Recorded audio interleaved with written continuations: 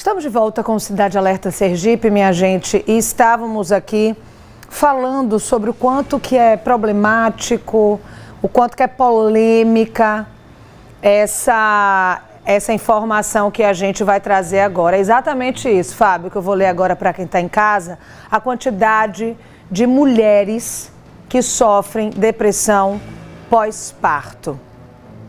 O número é realmente alarmante, que a gente vai trazer aqui para vocês dos associados à Fundação Oswaldo Cruz, a Fiocruz. De acordo com a Fiocruz, no Brasil, cerca de 26,3% das mulheres apresentam sintomas de depressão pós-parto, o que representa aproximadamente, pasmem com esse número, 1 em cada 4 mulheres sofrem depressão pós-parto.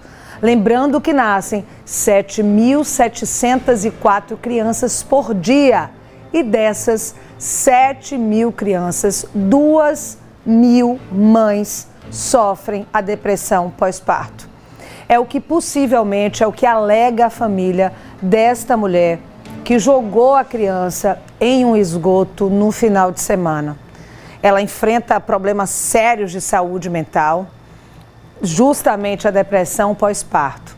Esse caso ocorreu no bairro 17 de março, aqui em Aracaju. O caso está sendo investigado pelo Departamento de Atendimento aos Grupos Vulneráveis. Esse é um assunto, Selma Souza, ao vivo aqui com a gente, que nós abordamos muito. Quem cuida das pessoas em sofrimento mental, quem cuida de quem cuida.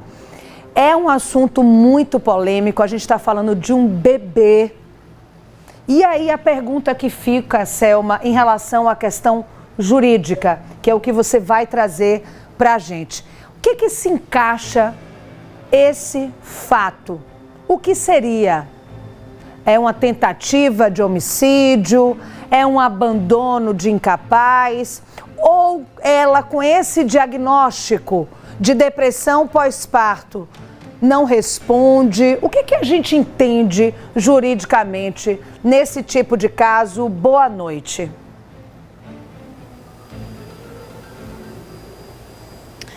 Oi, Mariana, boa noite para você, boa noite a todos que nos acompanham aqui no Cidade Alerta. De fato, esse é um assunto muito delicado, um assunto muito polêmico que divide opiniões, né? Só para contextualizar, de fato, esse caso aconteceu ontem. Esse bebê de apenas 1 mês, né, foi abandonado por essa mãe ali no bairro 17 de março. Rapidamente, populares viram a cena, acionaram a polícia militar que chegou até o local, encaminhou, né, esse bebê, esse recém-nascido, até a maternidade Lourdes Nogueira. Esse bebê passou por uma série de exames, foi constatado que não tinha, né, sofrido nada, o bebê estava inclusive alimentado e inicialmente, né, esse caso está sendo investigado como abandono de incapaz. Mas um fato que chama a atenção é que o pai da criança, né, que foi até a maternidade, relatou que essa mãe, ela já tinha inclusive, antes mesmo dessa depressão pós-parto, problemas psicológicos. Quem vai falar com a gente justamente sobre essa parte civil é o delegado, né, o Fábio Guilherme, ele que é delegado criminal, porque de fato é um assunto que divide opiniões. Nesse caso especificamente, o caso está sendo tratado como abandono de incapaz. O que caracteriza, né, esse abandono? Boa noite. Boa noite, Selma. Boa noite, telespectador da TV Atalaia. Então, está sendo investigado pela sua narrativa como abandono de incapaz, que seria quem tem o dever de guarda, de responsabilidade sobre o menor, teria sido essa a intenção desta mãe, segundo a sua narrativa e segundo tudo que vem sendo publicizado. Não sei como a autoridade policial deverá capitular. Pode ser que entenda por capitular como uma tentativa de infanticídio, tá? Você acabou de relatar que se trata de uma pessoa com problemas psiquiátricos. Então não há como aqui afirmarmos se ela estava sob o estado do puerpério, que é um estado, né, durante ou pós-gravidez, ali nas 6, 8 primeiras semanas, né, depois do parto. Então nós não sabemos. Isso com toda certeza, com toda segurança, a autoridade policial, ela deverá representar por um incidente de sanidade mental para que haja uma perícia, né, nesta senhora, caso seja de fato comprovada, né, a inimputabilidade desta senhora, ela ficará isenta de pena. Vamos então explicar para o público de casa, porque esse é um termo até então desconhecido, né? Infanticídio. O que é que caracteriza esse crime? Então, o infanticídio, ele caracteriza-se por matar o próprio filho durante ou logo após o estado puerperal, o estado que eu acabei de narrar, que é um estado em que o corpo da mulher ela passa por várias transformações hormonais, inclusive a própria depressão pós-parto, tá? Então, assim, como nós não sabemos, e há a narrativa de que já se trata de uma paciente psiquiátrica muito antes deste episódio, acredito sim que deva tratar-se, né? Isso o laudo irá constatar. Se trata de alguém inimputável, e aí a pena lhe seria isenta, ou semi-imputável, caso em que haveria a redução da pena.